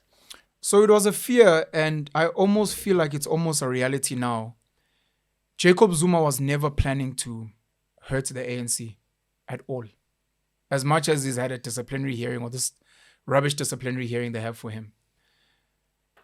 I believe whether it's the ANC or Jacob Zuma on his own accord, someone sent him to try and assist the ANC in various ways. Many people were disgruntled, arguably 14.6% of them, and they could have voted for anyone else or not voted. Yes. And Jacob Zuma gave them a place to go to. And because they are there with Zuma, Julius Malema said this in a radio interview, he gets to manage their anger. He gets to manage their anger. The voters' anger. Okay. So you've got a GNU, the ANC is working with the DA, but no one in the MK is causing unrest. No one is looting. No one is rioting. No one is hurting anyone because Zuma's like, don't worry, guys, I've got them. I'll keep promising them something that we're going to sort it out. We're going to fight for blacks. We're going to work with other progressive black parties like the EFF. I used to argue that the EFF was that valve where disgruntled ANC members could go to the EFF to go and vent. Yes. White people and what, like, okay, so there's some angry blacks. You guys go manage them because you're kind of good at that. Yeah. You know, you're not doing that great of a job. And now you're speaking about an open Africa. We need something else. And it was proven the EFF didn't grow. People went to MK, and I don't know if those MK people would have maybe voted EFF if the MK wasn't there, or if they would have not voted at all. Or if they would have voted for the ANC because they're like, hey, there's no one else. So Zuma becomes that. To a point where the MK party gets over 40% of the votes in KZN. That is a no-brainer. Over 40% of the votes, you need one small party to just eclipse to 50%. You let MK run KZN. Yes. That's what people were expecting. It wasn't even meant to be like a shocking thing. Yes. The ANC went down very embarrassingly in KZN. Zuma does nothing. He sits back and he allows the ANC to form a coalition with the IFP and the DA to run KZN, and he says nothing. Certain people are being removed from MK positions. New people are being brought in. It's a game. And the game is not even focused on what they claim to be about. Getting land for black people, focusing on the economy, making sure a white supremacist agenda is being pushed. Nothing is happening. And we have to hope that the chess master has got something up his sleeve. I don't know. I wasn't convinced with the MK before the elections. I was surprised. Maybe again, Zuma will surprise me and I'll be like, you know what? This guy is, nah. I've got no words. Don't ever ask me about Zuma. I don't know. He's a super mastermind. Yes. I don't see it. This is the same Zuma who was a president in the ANC, who's benefited from the ANC, who's earning a presidential salary, and. I haven't seen him create any fundamental change. He may have brought in new black players under his presidency because clever blacks, educated blacks, good English-speaking blacks don't really like him. He's uneducated, he's Zulu, he's a polygamist. So he brought in new guys who became entrepreneurs and they made money. Then when he got kicked out, Cyril and them closed the taps. Those guys, because a lot of them were dizzy, weren't able to build sustainable wealth, including the Guptas. They are nowhere today. Ran away. Zuma created the most black million. Where are they? Show us the things they've built. Nowhere. So we're back to square one. The MK could be used as a machine to try and lobby for those people to get some deals.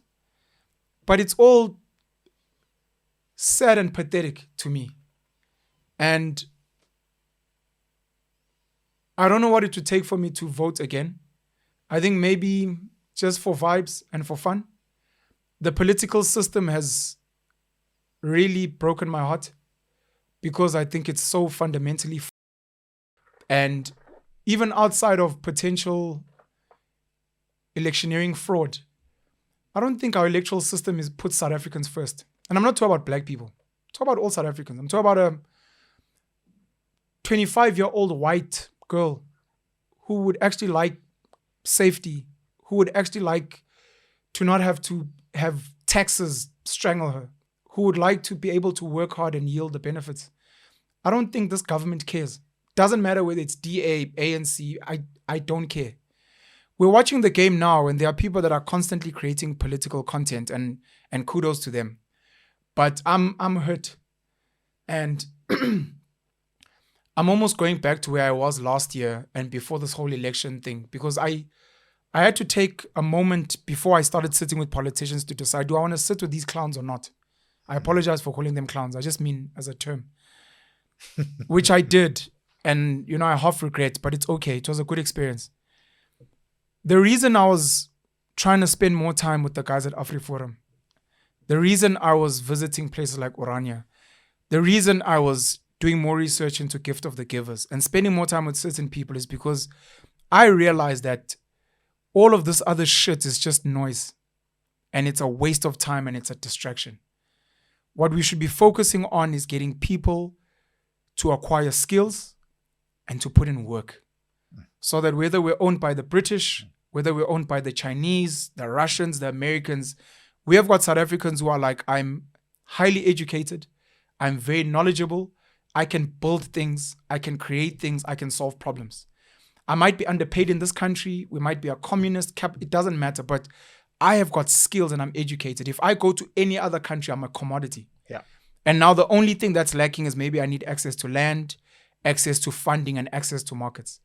But from a country perspective, I have been invested in and I'm an asset. And all of this other shit is a distraction.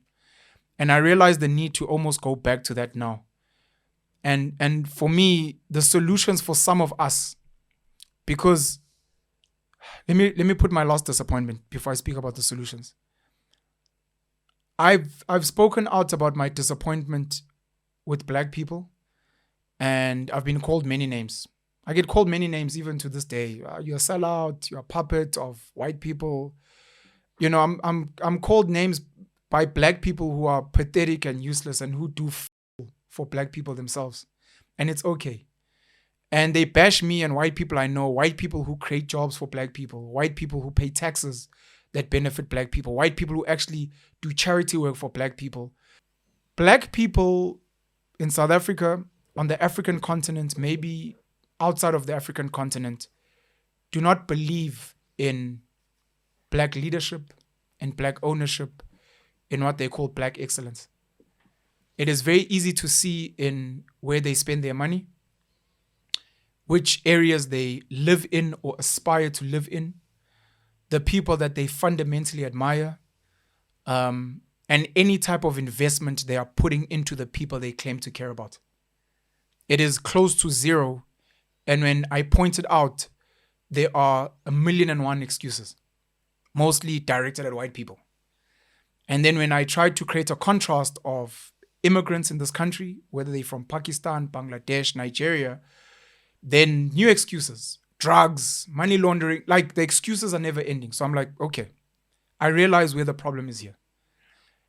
When I give examples of black people that have kind of made it, who don't have a victim mentality, who don't, new excuses. Yeah, but he's a puppet. No, it's because white people. You're like, okay, you know what? You're right. You go live in your little pity party box. You're a victim forever. I'm sorry for disturbing you. Let me not bug you.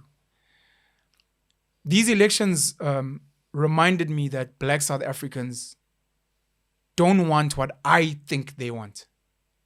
They don't. And I'm sorry myself and many other black people like me for bothering them, because we're bothering them. We're actually really frustrating them. They are happy. Over 70% of black people in Limpopo, Eastern Cape voted for the ANC. These are the poorest provinces. They clearly see nothing wrong with their poverty.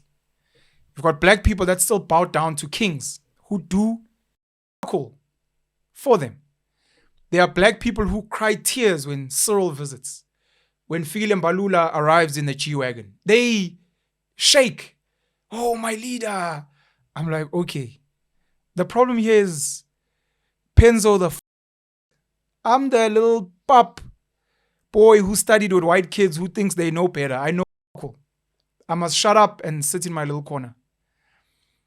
There are so many easy solutions for black people who claim that they care about black, and even if they don't care about black, who maybe care about South Africa or the African continent. And it is a patriotism to say, I will expend my labor, my money, my energy in spaces, institutions that develop my family, my community, my people, my nation. It's like playing for the Springboks. I hate you, you're racist, go die. But because I love South Africa, I want to make sure we get money. I want to make sure that kids like me get to play for the Springboks and earn well. Hold me, let's scrum together. I hate you, but come on, scrum this thing. Those people don't believe in that. So it's like, let's leave it. For those people who actually care about this country, outside of politics, which is not the solution, and all the other rubbish that people believe in, you can be a racist, it's your life. You can be a tribalist, you can be xenophobic, homophobic, you can be whatever you want to be. But if you would like this country to be better, even selfishly, for myself and my family only, I only care about myself and my family, sure. The solutions are investing in real education. Private. I've accepted now, it's going to have to be private. It won't happen public. Private education that focuses on skills so that any kids you have access to can grow food, can fix cars, can fix cell phones, whatever it is, that's a real skill. And we need to hold hands and build institutions like Soltech. I know in Oranje they've got a skills tertiary institution. If you can have a little after-school program in townships for as soon as the kids leave so that they're not in the streets, and you're like, come to my little house, I teach you how to plant veggies. And for the kids that are interested, I've got a little car workshop. I call these boys from grade 10 to come and learn to fix cars. We will need to invest in private skills, private education on skills. And then after that, we must take our commodities, and if there are no opportunities here, if there are, we must exploit them. Tenders, I need more people to get into tenders. We need to stop demonizing tenders. There are corrupt people in tenders. Some of us need to go into tenders unashamedly. Unashamedly go and get that government money, which is our tax that we pay for. Go and offer those services and do better. And whatever profits we make, invested in things like private education and skills. And then if that doesn't work locally, we need to send these people across the world to go become great.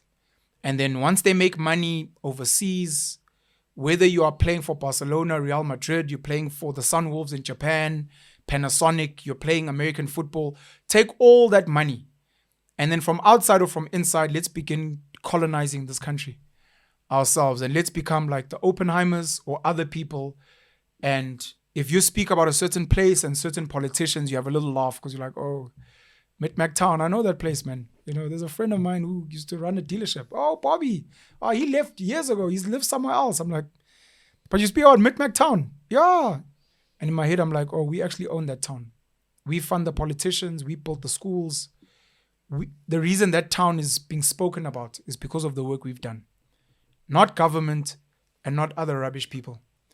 And we need to have more of those conversations on building things outside of government.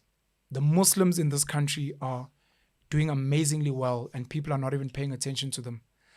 The Jews in this country have been doing amazingly well. They've unfortunately been distracted with what's happening in Israel, with Palestine, but outside of that, they continue building and working. And other people must hopefully, Afrikaners have been doing amazingly well. I'm not sure if trying to think if they're slightly dropping the ball, because some of them start giving up and moving to America and London and stuff, which is kind of sad, but they also get attacked a lot. But some are still passionate, and we need more black people getting into the games. If it means working with Jews, Muslims, Afrikaners, get in the game and work and build and just keep it moving, because politicians don't give a f about you. Kings and chiefs don't give a f about you. Religious leaders don't give a f about you. People are using you as sheep to the slaughter, and you must take care of yourself. Sorry for that really, really long rant. Man, I've been keeping quiet about politics, and I'm going to try and keep quiet about politics so moving forward. what I've heard is the government won't save you. The government doesn't care about you. What will save you is looking inwards. Very few people can manage their ego, and even fewer people can actually take ownership of where they are, because you are successful currently in the position that you're in. If you broke, you are successful at doing the things that you do every day to be broke. Yeah. Congratulations. If you are wealthy and healthy, you are successful at doing the things that you did every day to get you where you are.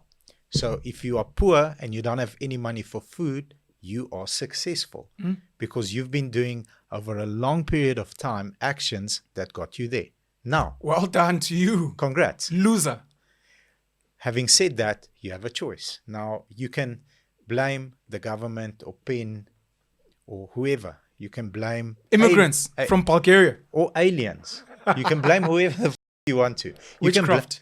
witchcraft. You can blame whatever it is that you want to blame. Or you can say, okay, I'm successful at being poor because I've been doing all the rest or the last 10 years of my life, and I've been replacing learning hard skills with TikTok or with spending time with my homies drinking poison, which I think alcohol is.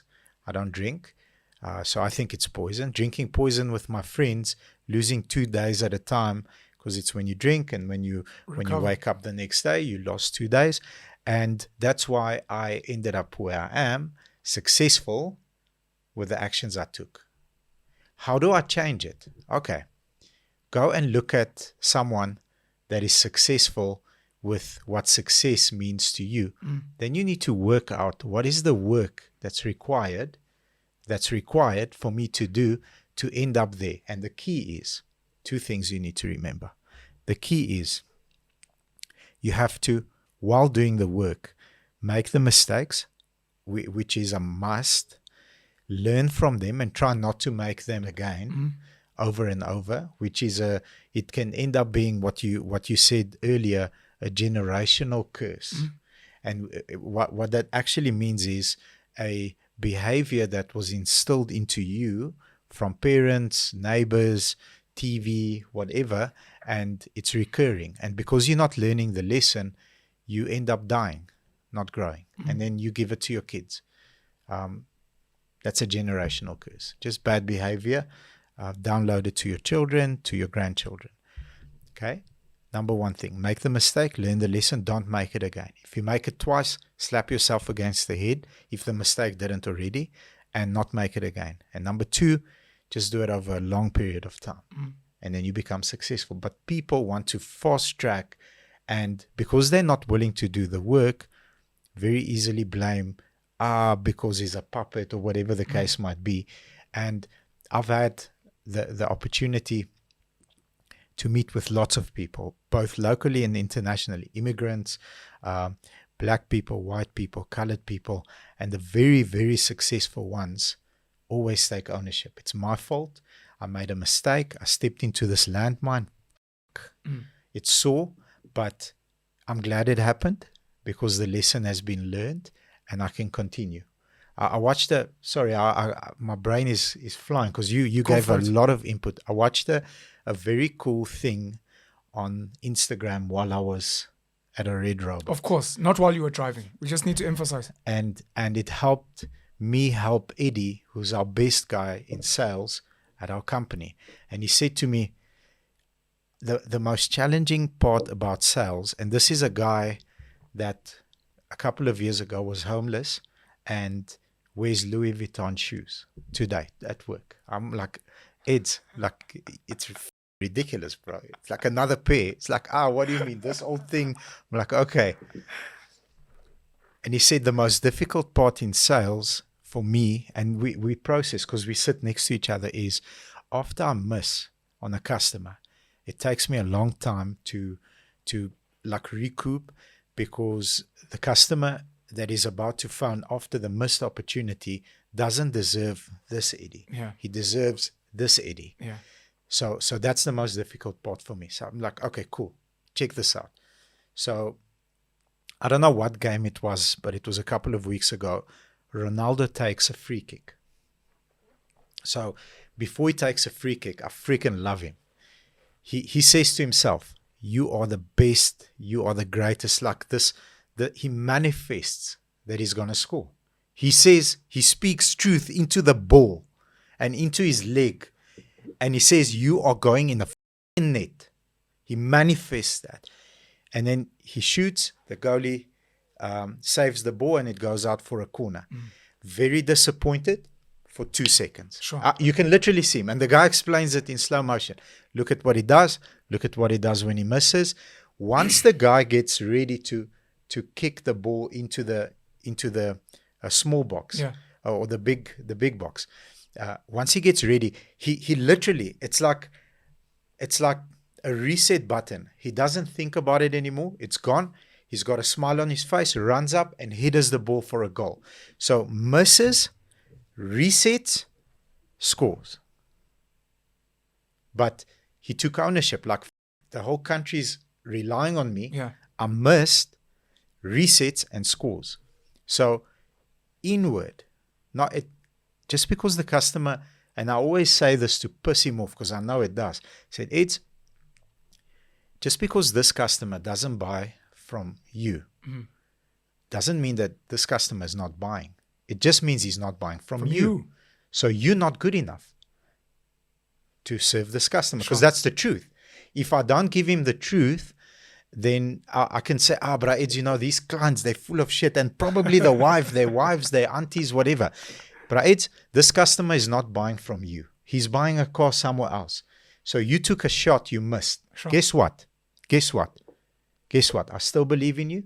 And I think whatever you learned from this will make you a stronger closer with the next customer.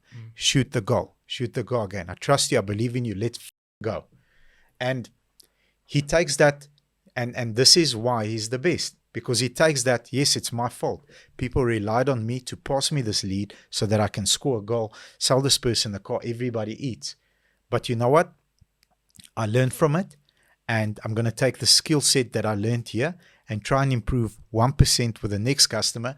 Bam, 32, 36 cars a month, because he takes ownership. Sure. And the ego doesn't get in the way to say, guys, I lost. And another thing, for me, just the realization of a great leader, which he is it's not between me and him that we can have this conversation. End of shift meeting, all the salespeople are there, including cadets. He says, guys, I missed the shot. The customer was supposed, because we go through a note. Eddie, you told me the CX-5 is going today to Mrs. So-and-so. And I checked, it's not green ticked. Why is it not delivered? I missed. Here's where I think I missed. Guys, can you give me advice? So this is a guy that wears Louis Vuitton shoes, asking advice from people that just came into the industry, and walks them through a journey. And this is where I lost the customers. What do you guys think? And takes everybody's opinion. Yeah. So no ego. Everything is my fault. Whatever is to be, it's up to me. And whatever I've learned from this current experience, I'm going to go forward and try and get better, but I'm not going to stop. That's what we're missing. And that's how I think skills are developed. That's how he goes from being homeless, sleeping under a bridge, to these old things. A brand new LV shoe, like he's got probably 50. At least you lighten my mood. You've got me thinking about the Springboks, man. I want to touch on that drop kick this weekend. Oh, Ireland visit the Springboks. Shout out to the Irish, man. I'm so happy that they won, by the way. But you can't hate on that young boy. If you hate on that young boy, the drop kicks, you can't hate on him. Those were magical. You can't, I was like, but him doing what he did at the time that he did it, in the way that he did it. Yeah. Well done. I hate Springbok fans so much. And look, it's all sports fans because they're so fickle. I'm a Springbok fan. Now they complaining about the Springboks. I mean... No, you can't hate on that. It took 2 magical drop goals from a team that was number 1 in the world last year to beat the Springboks by 1 point. But you can't hate on It that. That literally was, took 2 magical drop goals to beat the world champs by 1 point. You cannot hate on that. No. And I appreciate that Ireland won because I know how Springbok psychology works and they need this. They lost by 1 point. It's going to make them go crazy and you're like, it's as if they got demolished and they didn't. it was such a good game. Chasing the Sun 2, there's a time when they're in the change rooms, the guys.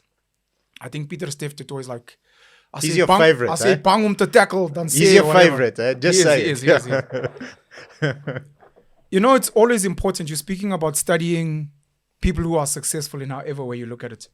And I know, number one, taking responsibility and accountability is one of the traits of highly successful people. Another one is studying success.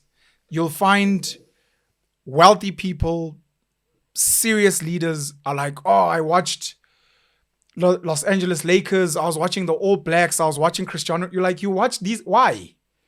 Why is Roman Abramovich excited about? You're like, oh, it's a psychology thing. It's only a psychology thing. It's only mindset. The reason the Springboks are so great, if you watch Chasing the Sun 2, I hope people that have watched it or who haven't watched it pay attention to this.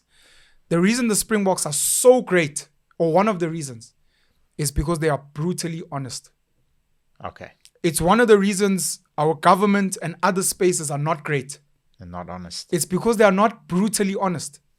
So they'll come in and they'll make you watch your video. It helps. Watch your video. Bobby, look at those tackles you missed.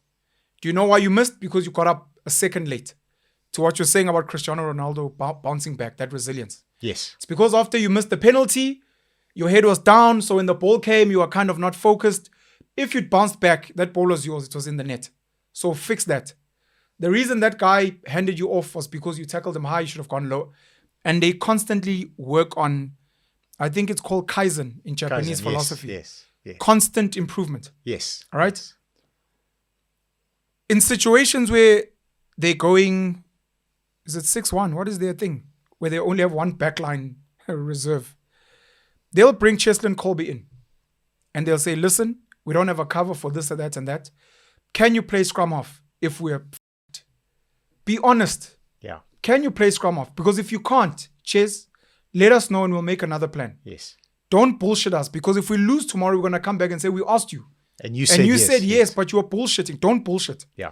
And Ches is like, coach, I just need to fix these things. So at training, I'm going to sort out these things, but I've got you. That's why I'm going back to the Peter Steph Dutoy thing saying, if you're scared to tackle, which no one will, of course, but maybe in some way be like, bro, please cover me. So then, okay, you've told me something. Yes. I think he's scared. He didn't tell me, fuck, I'm scared. This guy's going to hit me. It's like, bro, this one's big. Please, can you cover me? Let's hit him together. In case. So you're like, I've got you. Yeah. Because you told me. But if you're not telling me, do you have him? I have him. Do you have him? I Boom. have him. Stretcher. Boom. I asked you. No, I thought. You're like, no, bro. Tell me. Because it happened twice now. Are you fine? Brutal I'm not honesty. fine. He's run over me twice. I'm not fine. I'm coming. Or let's switch position.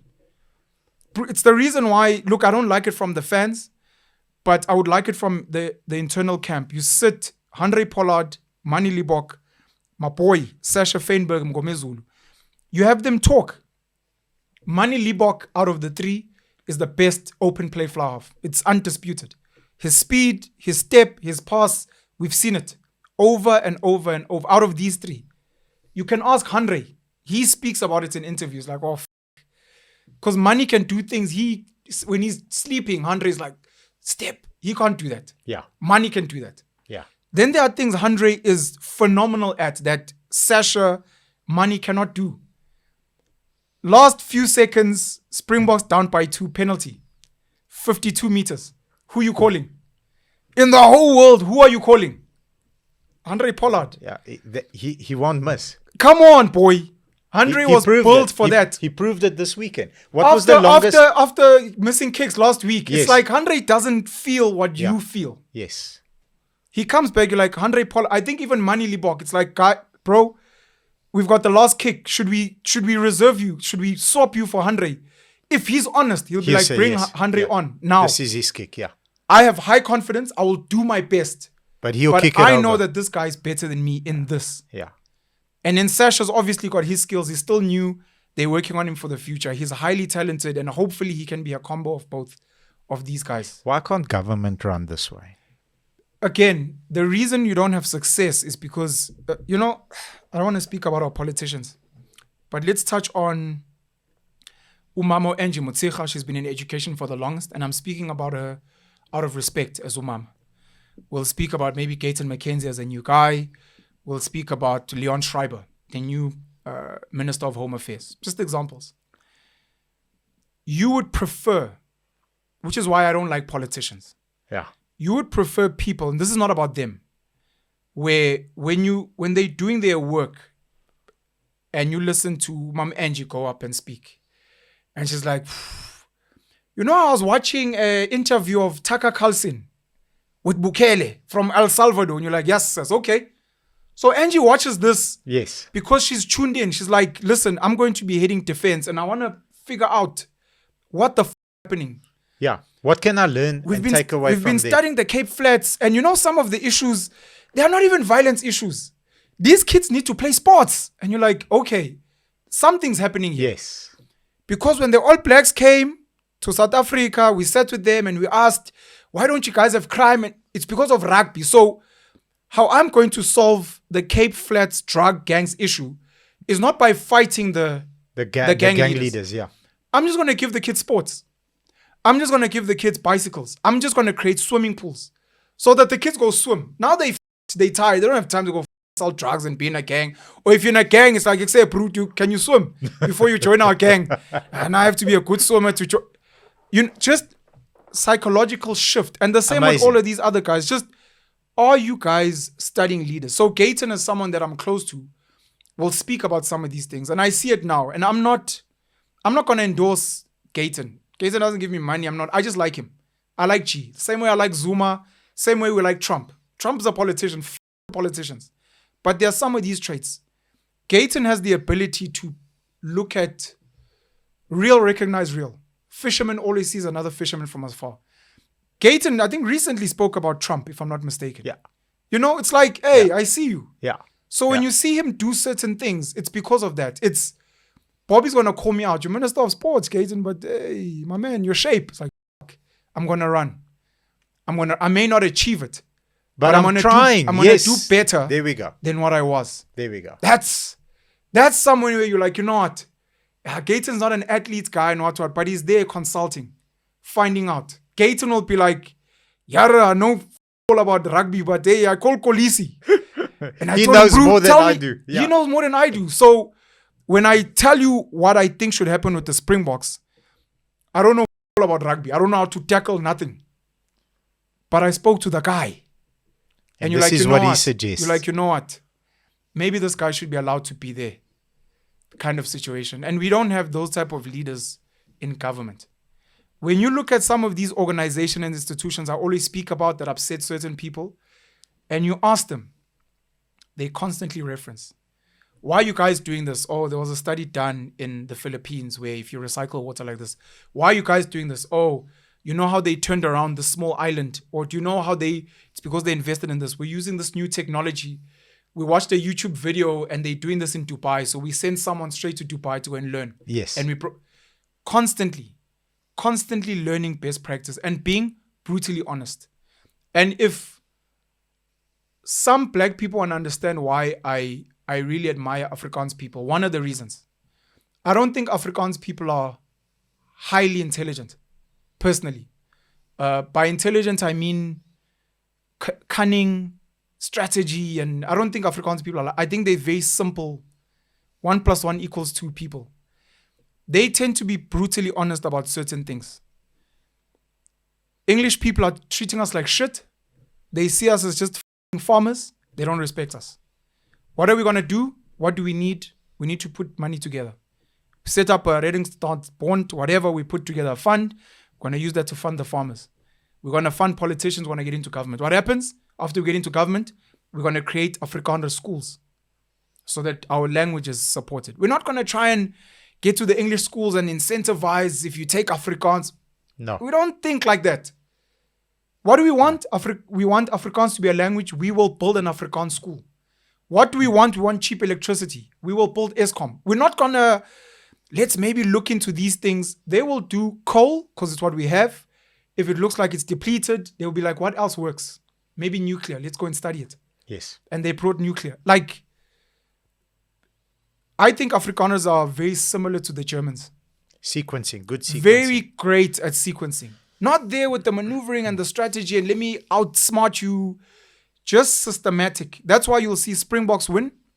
We might have some stars, but the team is great. Which is why you can take out Cheston Colby. Yeah. And put in Kurtley Arendse or Edwin van der Merwe And or it's not, Magasol, and they it's not still really win. felt, yes. Someone was saying that about the German It is football felt, team. but not as much. Not as much. Yes, got Someone you. was saying that about the German football team. It's not superstars, Yeah. but the team as a They unit. work. It's literally just that. You take out Yeben, you put in Franco Mostert. You take him out, you're like, where do they find these O's? And you're like, it's a system. You guys are relying. Cristiano Ronaldo is injured. We've lost. Yeah. Wrong. That's not the mindset of, you see it with the All Blacks, you see it with other, yeah. Anyways, chasing the sun to brutal honesty. And for the individual, brutal honesty is figuring out where you are wrong.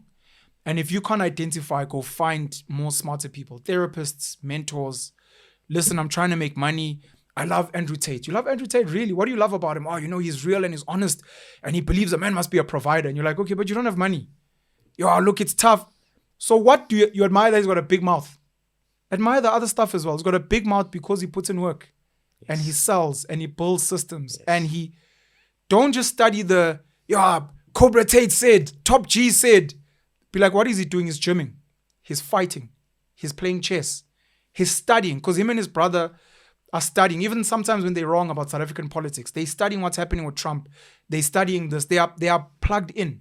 100%. Constantly trying to improve, constantly trying to be better. And many people don't actually realize how they make money. It's like a mystery to them. They make money off YouTube videos. They don't. Teach us, Bobby. So they make money by very simple. They go and create a narrative and say, the reason why you are poor is because you don't know anything. Mm-hmm. I've got a diamond watch because I know stuff. Boom. You don't know anything. That's why you have fuck all. Mm. Okay. So if you want a diamond watch, you need to subscribe to Hustlers University at $49 a month, and we'll teach you how we make money. Mm. So would you like to know stuff that we know that you don't know while you're poor? Yes, I would. $49 a month. Sure. That's how they make money. It's a church. Yeah. I'm happy to see you guys, man. I hope you guys are good. And maybe the last thing I want to say is this. I've raised this before with you, specifically with some of the work you've said you want to do, the media, the training, etc. Going back to before election hype and euphoria, some of us, I think, have certain strong worldviews, how things could be, should be better.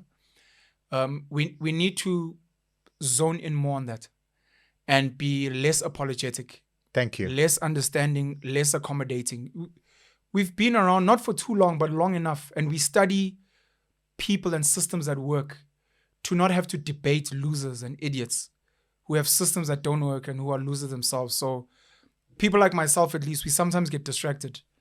And it's like, don't get distracted. And even if I'm sitting with someone on a platform, it may upset certain people, but maybe I'll let you talk shit on the platform, but then I can go afterwards and tell people, I thought Bobby was talking shit.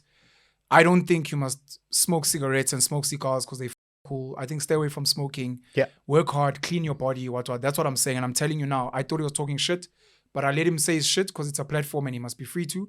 But I'm saying, stop the hubbly and the vaping. Be clean and stay focused. And just zero in on building our mini cults where we want people to improve and where we can, like the Hustlers University or whatever, let's try and build institutions where we can train people to be better. Charge them unapologetically, make money unapologetically, and for yourself, measure the outcomes. So that people are like, you charged 50,000. You're like, I charge 50,000. If you don't want it, go. Yeah. Because I can tell you all these people here that came to my thing and they're working. And on top of working, they also become my network where I send other people 100%. to go become great because I created these things. Measure me on my outcomes, even though I talk shit. Dan Pena, I talk shit and people give me money and they make me rich. But I I've love also Dan got Pena, outcomes. man. Oh, fuck. Those are the OGs, boy. I love him. But on that point, I really, really needed that. Thank you.